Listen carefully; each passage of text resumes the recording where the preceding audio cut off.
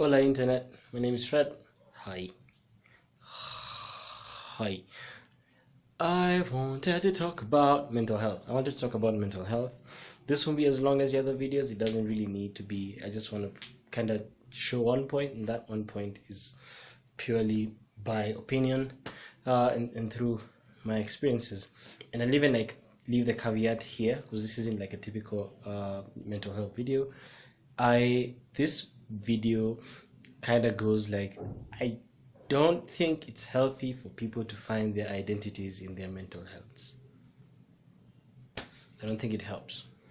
I don't think it helps when all of your statuses on Instagram and your and on your WhatsApp statuses are about how you cope with your mental health and how you're a warrior because of it. Because I honestly I don't think so. Right? I don't really think so. And I'll explain why.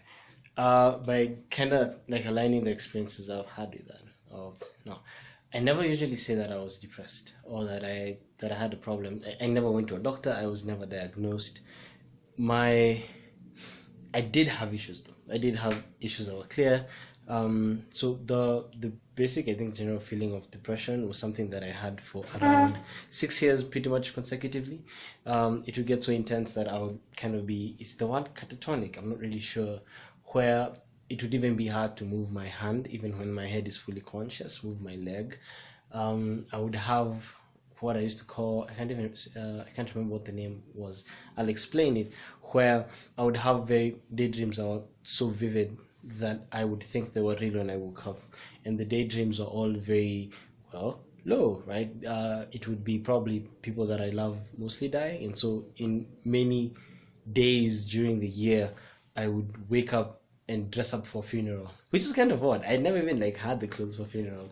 I had a beat up black trouser and a beat up white shirt, and I'd dress up ready to go for funeral, and I'd leave and I'd see, I thought my mom was dead and she's over there, and same thing for my sister.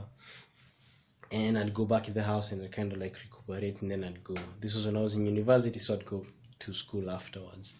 What I had was severe. It was pretty severe. I thank the Lord that I don't know why I still do that. I'm not a Christian anymore.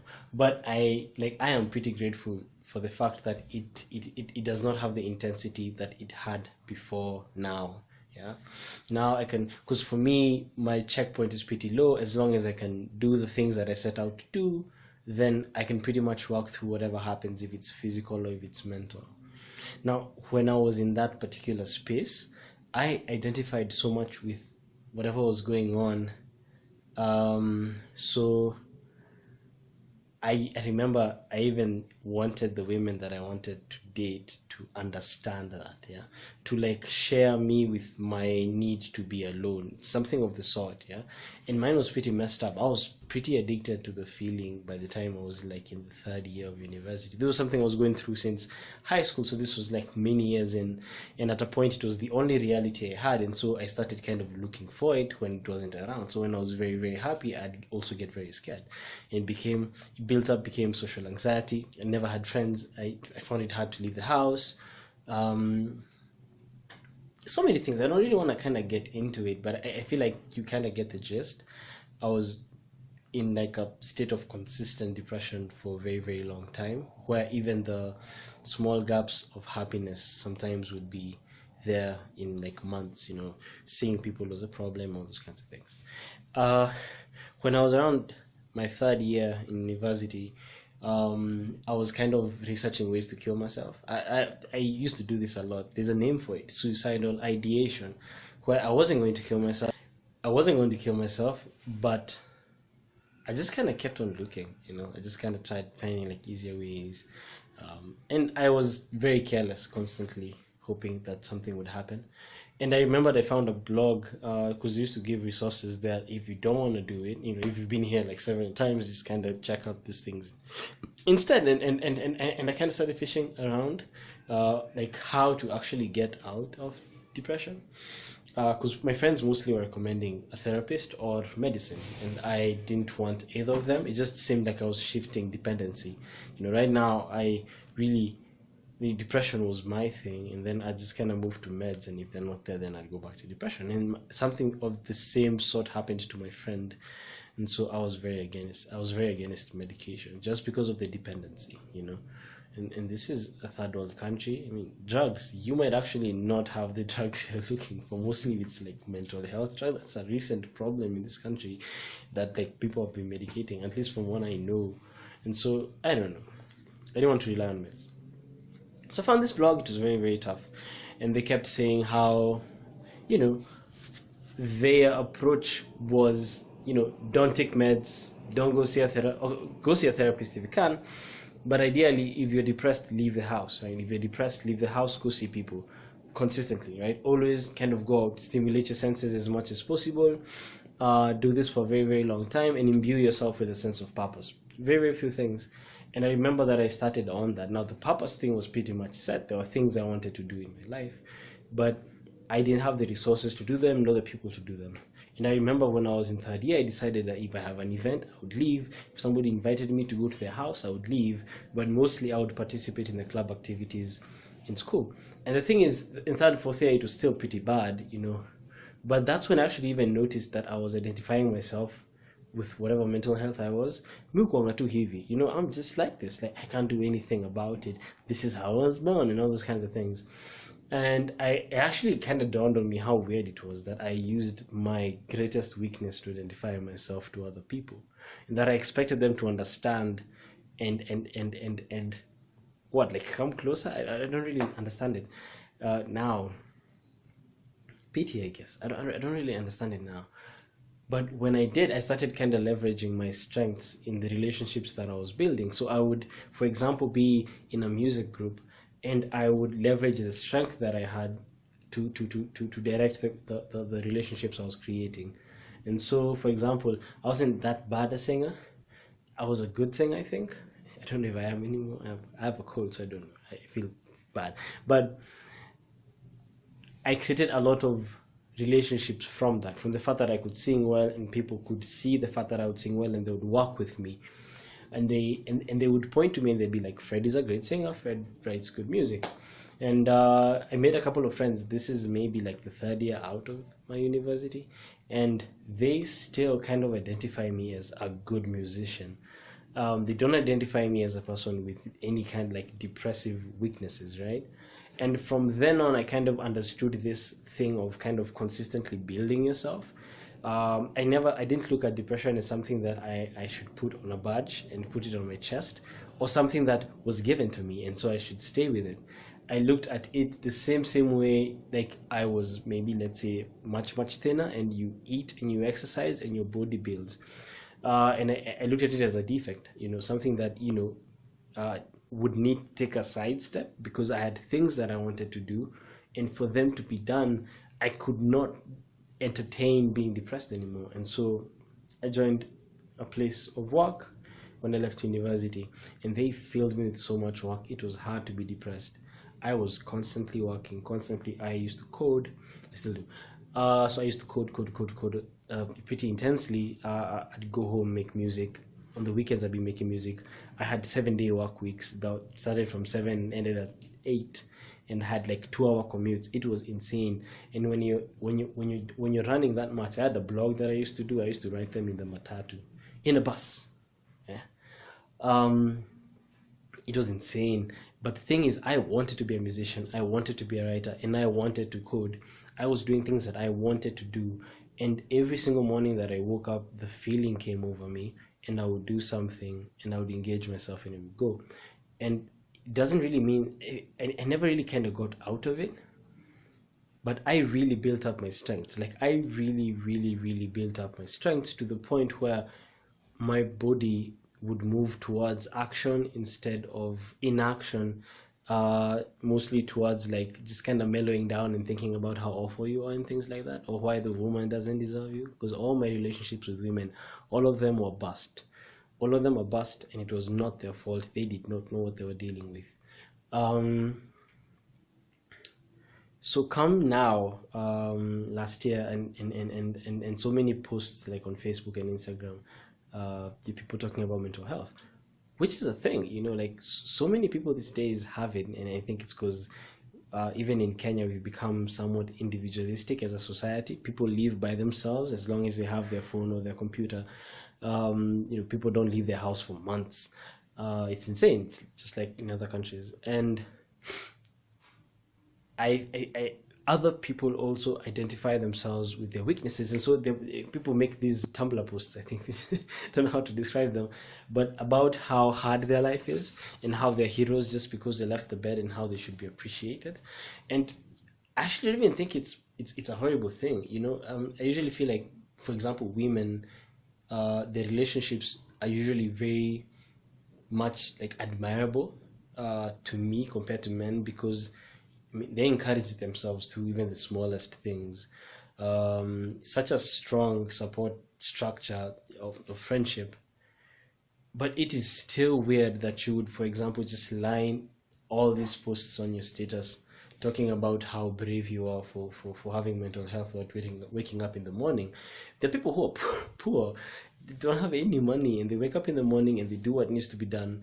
The people who are well off and they have massive dreams and they wake up and they do what needs to be done. The people who are disabled and they wake up and they do what needs to be done. I personally think that the triumph of the human individual cannot lie in people identifying themselves with their weaknesses, right? If you're on a wheelchair, you are not the wheelchair, you're not your deformity, you are whatever you want to be.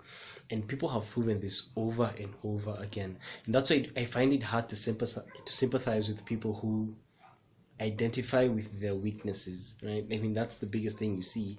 And the thing is, we can empathize, right? We will empathize with you. We will empathize with you.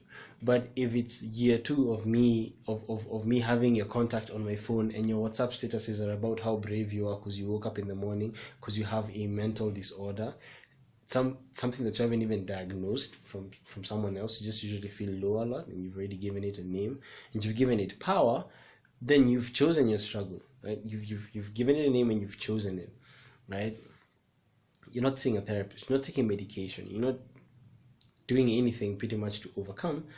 You just kind of chose the way to go or something of the sort. You've chosen that you will use whatever default deformity you have, like put it on your chest and have that as an identity. And I find, and the thing is, I was there, and right now I find it so weird because I'm so attuned to like doing things now. I highly appreciate getting a task done, a task that I've set out to do, because I really do believe that I can do things that can change the world. Even putting this out, I mean, I don't know what the hell it's gonna do, but maybe one person will see it and understand. Now, the thing is, for anybody who's undergoing general symptoms of like depression or whatever, like of the sort, if it is severe, see a doctor, right? See a psychiatrist, see a psychologist, you get the meds you need, all the kind of stuff. If it's severe, if you're pretty sure you're close to the edge. If you are not, and this is probably most people, if you're mostly suffering, I think for most people it's loneliness, right? You've isolated yourself, you're an introvert, you don't really know how to go out there and get it. Go out there and get it. Go look for people, go look for purpose, and your body will be alive, right? And the moment your body is alive, it tells your brain that you feel good, and your brain is happy. When your brain is happy, you can do things, and you're like feeling with a constant like state of elation. And the thing is, this won't just like be immediate. Like, you're gonna have to probably do this like a couple of times, even though you don't want to. But the moment mostly comes up when you find like a good support structure like around you. I mean, it's really hard to be depressed when everyone around you is jumping everywhere and you love them. It's really hard, or you're actually interested in them, or whatever they're doing is relevant to whatever you guys are doing. It's really, really hard to be depressed when there's like a mission somewhere, or there's like a lot of stimulus and it matters to you. So one, stimulate yourself, leave the house, go see people, go to events, talk to people if you can talk to people, be brave, just kind of approach people and talk to them. Try to make friends. Nobody owes you anything if you have a mental illness, by the way. Nobody owes you anything. Your friends don't owe you anything. You owe yourself something. You owe yourself the chance to overcome, and it's hard, but you probably need to get it done. The last thing, because this has gone past 10 and I didn't want it to, I had a friend, a lady. She was the only one I found who had the same problem I had, which was the addiction to depression. So that you're depressed, but you're doing as much as possible to go as deep as possible, because it makes you feel awful, and the awfulness makes you feel good, which is very hard to get. That's why I give it the name addiction to depression. And this isn't even identification of it. This is like the it's the same thing as a drug. It gets you high, but because you're going low, you feel high. I can't really explain it. It was such a good feeling though. If everybody knows what I'm talking about, maybe there's a paper on it, just like tag it down. But I found this lady who had it, and when we met the first days, because she's the one who actually approached me, such a beautiful woman, very, very intelligent, but so crippled by her depression, and she really thought that it was bigger than her. There was nothing she could do, you know, and all these kinds of things. And I tend to be blunt. I am not very, very good with like expressing myself pretty well. I tend to be very, very blunt, mostly with people who are around me, people who I actually do love to a degree. And so I was very harsh with her. You know, she would point me to, like, let's say her parents, and I'd be like, not good enough. She'd point me to her like money issues, and I'd be like, not good enough. She'd point me to the fact that she doesn't have friends, and I'd be like, not good enough. I'd be like, what do you want to do? You want to be a tattoo artist? Okay, fine. Do X, Y, Z, and we'd like plot out a way, and she'd like kind of do what she can in with her limited resources. You know, she went out, she made friends. I mean, she's much braver than I am, like by far. And she really worked. She is such a different person now. This is like the second year. You really could not know that this lady was crippled by depression. If you like, her hands has scars, and that's the only thing that you can see. And so like her, I think for her mostly, it's been such an incredible thing to watch. She's really like, I don't think she's like fully out of it. I mean, for her it still comes, and when it comes, it's really hard for her to get out of it. But she really decided to get out of it. Like, this is like no meds, this is like no therapist, you know. This is just constant cause. Like, what do you want to do? Like, get like a sense of purpose. And we used to give her out, so if she wanted to see anyone, she could come see me, or she could come see my friends, who became her friends pretty close. She used to see them even when I'm not around. And it's interesting. 2 years is a very long time. It's so long. But I mean, I was looking at her like just the other day. Like, she doesn't shy from people. She is really confident about, because she's beautiful, but she never used to see it, and now she's pretty confident in her beauty, like intensely confident. I don't know what to do about it, and all these things. And it's so wonderful to see, you know, such a scenario just kind of get lifted up. Most people, I don't think they struggle from depression. I think they struggle from moments of loneliness or loneliness, because that's our new society, you know, 2019, internet, all those kinds of things. But I do strongly feel that, you know, we can be better people just by trying, like, just by exposing our bodies to stimuli. There's so much we can just get out of if we decide to be social and to be meaningful with our lives in their entirety. It is very, very hard to be depressed when you're working on something that you absolutely love with people who you absolutely love. The moments will come, but the moments will pass, and you will understand that. So I guess the end of this video is, if you feel like you're struggling with depression or all those kinds of things, if it is severe, take immediate action. If it is not severe, work yourself out of it without the help of medication, you know. See if you can find a friend who you can confide in. See if you can, if not a friend, see if you can find an older person that you can confide in. Older people also work really well, as long as they're not very judgmental. And if not that, then see if you can find a therapist. But find someone who you can talk to about the deepest things that are happening in you, see if you can go out, stimulate yourself with sound, sights, nini, go to fancy places, see people, be brave enough to make friends, mostly with people who maybe you do the same thing around. Like if you're a coder and you go to like coding events and you find other people who code and you can do projects together, or just like, this is something that I used to do, just kind of go to Reddit, find somebody who you can work with and work on a song together, something of the sort. Just go out there, find people, talk to them, be as honest as you can, and then find something of meaning, something you can dedicate yourself to, and there is no sacrifice because you absolutely love the thing. And I feel like if you continue that way, because it will take a minute, this will not be immediate. I had an episode last year where I walked out of my house in a daze and nearly killed myself, and I didn't even understand what was going on until I came to the house and the daze ended, because my then girlfriend kind of got me out of it. And the entire way through I was like, what the hell is happening? And then I realized I nearly killed myself where I went. I mean, it was an entire messy thing. It hadn't happened for so long. It used to happen nearly maybe even monthly, where I'd be in a car and I don't understand what's happening, and when I get home I think I'm dead, so like I want to kill myself. It was like wild things. And it nearly happened the other month. These things don't change very quickly, but these days when that happens, I don't identify with it. I don't expect other people to pity me or look at me as this person who did this thing and so they should give me things and give me the time and all these things. I expect people to meet me at my best. And the thing is, right now, even my best is weak. Like the things I'm trying to do and I've been procrastinating, or I've been lazy with it, or I haven't been strong enough to do. And people measure me by that. And it's so hard because you feel like you're constantly like on a failure rate or something of the sort. But it's like a constant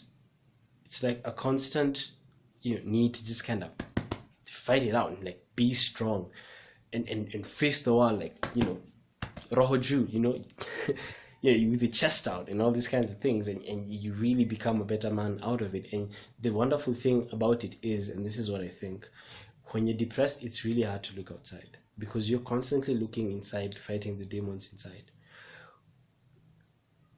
Even if you're dealing with depression, I mean, I really think that your eyes can be outside, looking to the world and seeing where you can apply yourself, how you can change other people's lives instead of your own. And it's really hard to do that. Like most people who I've met who have depression really look inside. Their discussions are about themselves and their struggles and all these kind of things. And this is people who probably have been hospitals have diagnosed them. These are people who've just diagnosed themselves. They tend to talk about themselves a lot. They tend to talk about the issue about depression and all these things, and they tend to have friends who talk about these things also. So it's a complete net effect.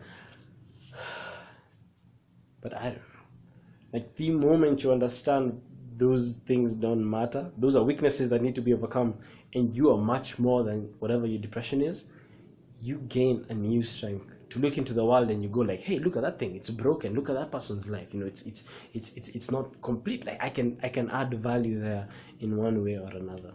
And so that's my apparently 20 minutes take on the issue. I don't know if this will help anyone. This was way too long, but I just wanted to share it. I really do think that I've moved from a place where I would have killed myself if just a fly landed on my shoulder, because I thought that that's all that I wanted to do, to a place where I still think I'll kill myself. But right now I am really living to add value where I can add value. I don't even understand where I need to, but I have found 2 or 3 things where I know I can commit my heart to it, and that's that's good enough for me now, because it was hard to get here. So that's it for me. This was too long. My apologies. Reddit.